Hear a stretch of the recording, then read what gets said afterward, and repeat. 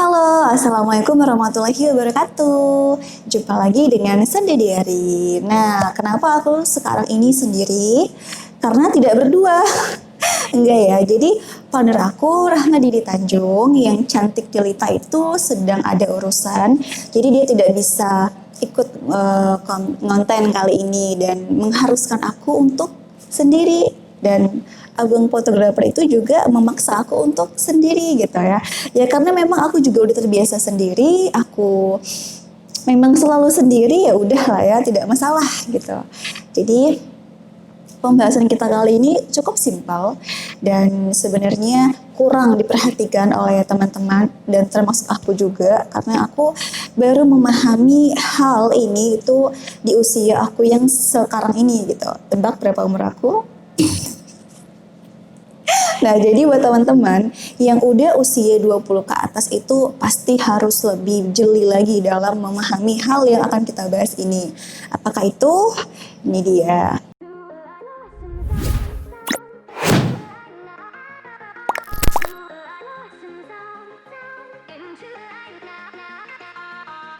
Apa sih perbedaan kenalan, teman, dan sahabat? Nah, jadi aku dan tim Sende Diary udah melakukan beberapa riset kecil. Kita udah melakukan wawancara observasi kepada teman-teman terdekat kita yang ada di lingkungan kita mengenai perbedaan dari ketiga hal ini.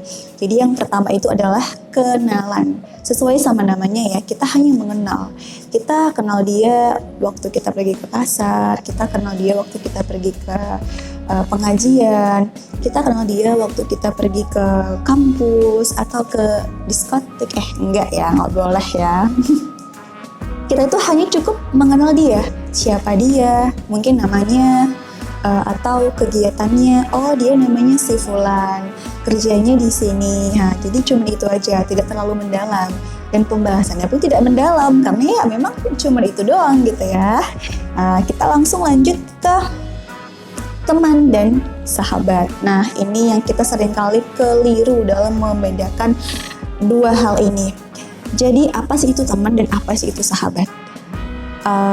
Aku kira dulu teman itu ya gini, sahabat itu ya orang yang dekat sama kita, yang udah sering melakukan kegiatan bersama atau menghabiskan waktu bersama, itu yang namanya sahabat gitu. Kita udah ngerasain susah-susah senang bersama-sama.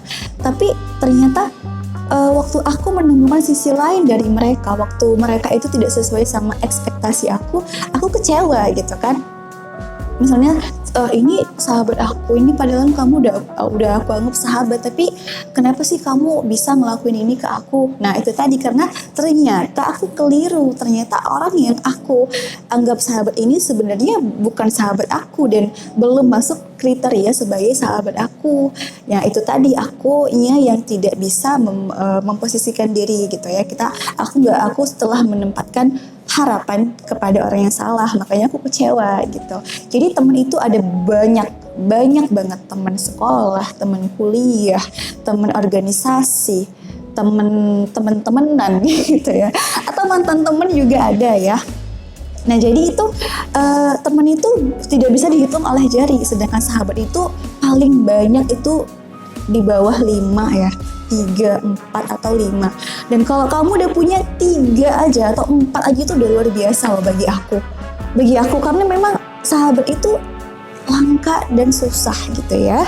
Nah, sahabat aku juga salah satunya adalah kucing. Aku menganggap semua kucing adalah sahabat aku, jadi aku selalu mengerti mereka gitu ya kan, Mik? Oke. Kenapa aku menganggap sahabat itu kucing? Yaitu masalahku lah, yaitu pendapatku dan urusan aku juga ya, nggak boleh dijudge ya teman-teman. Selagi itu kalau misalnya ada hal-hal yang tidak merugikan kamu, jangan diambil pusing, jangan dijudge, karena kebanyakan orang itu ya selalu mempermasalahkan hal-hal yang tidak perlu mereka pikirkan kan, jadi lari kan jadinya ke manusia. Aku menikmati setiap gigitan kucing itu sebagai tanda cinta gitu ya. Jadi walaupun itu agak sakit tapi tetap ditahan. Kenapa? Karena memang cinta itu adalah lambang kesakitan. Kalau kita udah berani mengenal cinta, kita juga harus sanggup menahan sakit gitu kan. Jadi tambah ngawur kemana-mana.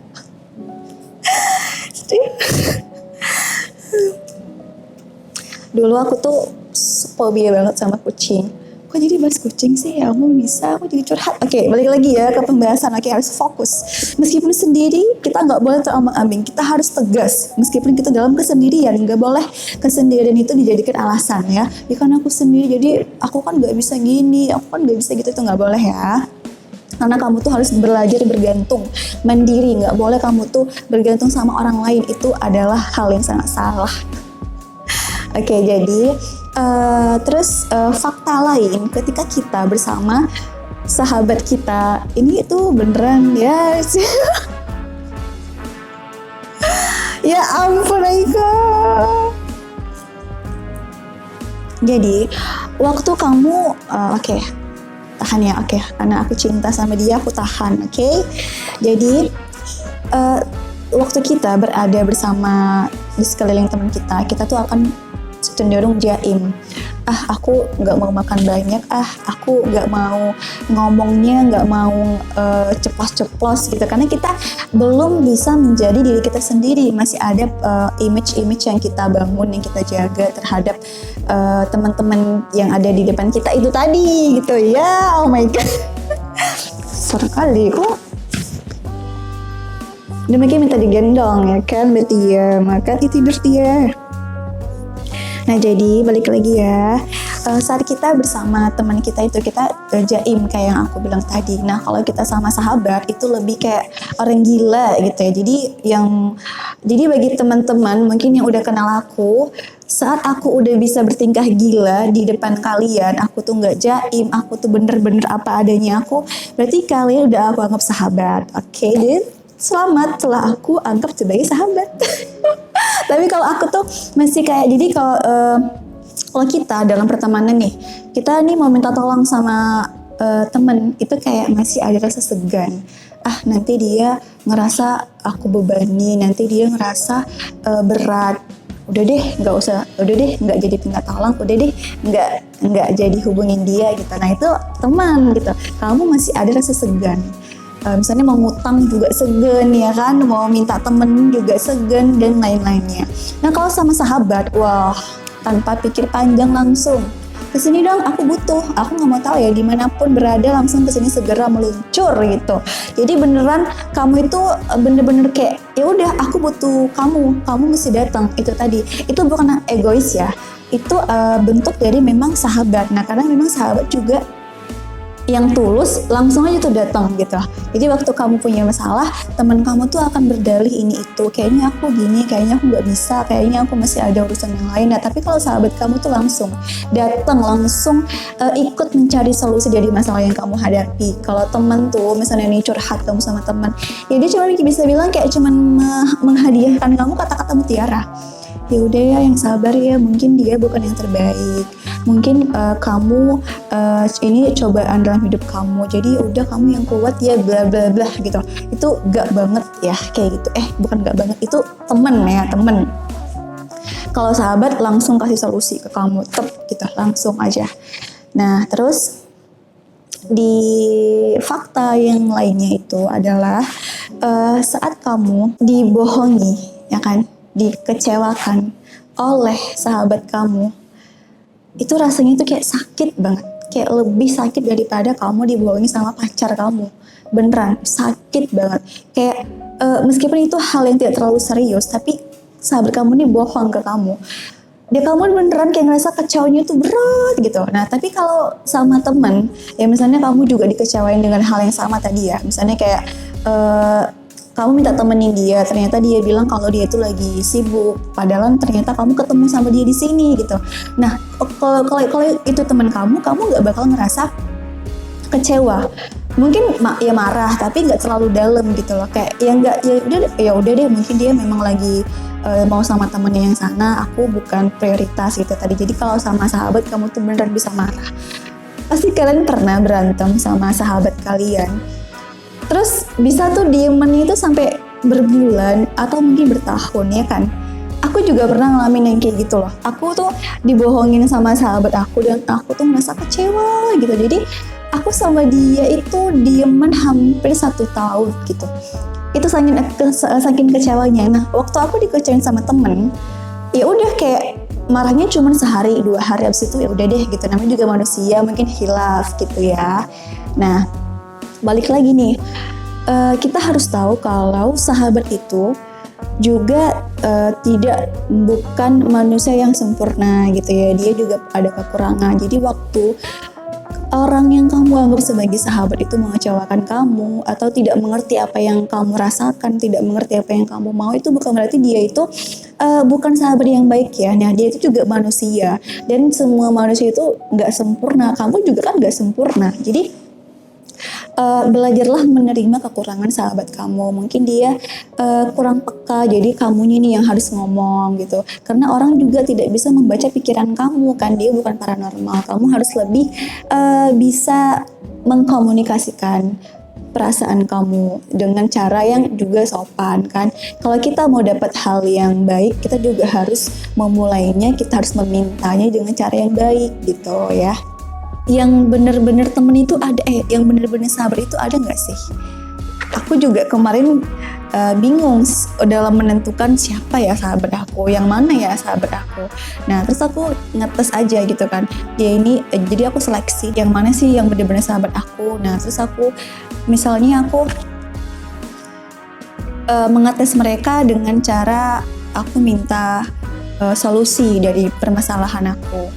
Nah, mana solusi yang benar-benar bisa memecahkan masalah aku dan mana solusi yang benar-benar sama sekali nggak ngaruh atau kayak cuman bilangnya ya udah deh biar waktulah yang mau ini segalanya gitu. Nah, itu bukan solusi ya. Kita nggak boleh menunggu. Kita harus memecahkan masalah yang sedang kita hadapi. Nah, kalau sahabat ini ya benar-benar ikut andil dalam memecahkan masalah kita. Nah, terus aku udah dapat nih sekitar mungkin adalah 4 sahabat aku.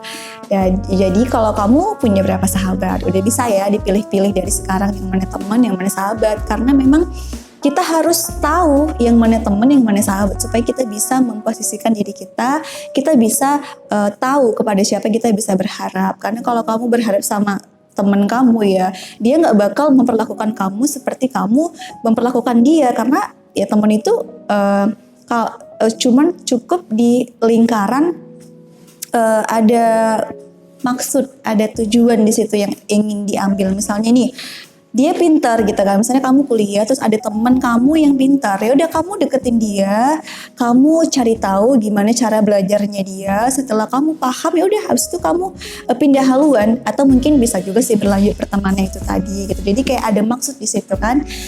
Nah, kalau misalnya di sahabat, ya udah kamu tulus gitu. Waktu dia sedih, kamu sedih, waktu dia senang, kamu juga senang, dan kamu menjadi bagian apapun dari peristiwa dalam hidupnya. Jadi boleh lagi dipikir kamu mempunyai berapa sahabat, dan pastinya kalau kamu punya lebih dari 5, kamu luar biasa.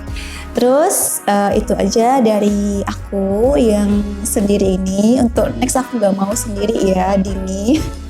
Dan juga kalau teman-teman ada cerita tentang persahabatan atau pertemanan yang bisa di-share, boleh langsung komentar ya. Jangan ragu, jangan malu. Karena atau mungkin kalian punya kriteria lain dalam menentukan yang mana teman, yang mana sahabat, bisa langsung di komen dan kita saling berbagi di sini ya, saling sharing ya. Dan itu aja dari aku, semoga bisa bermanfaat, dan kalau masih kurang banyak mungkin bisa kalian maklumi. Itu aja, dan oke, assalamualaikum warahmatullahi wabarakatuh.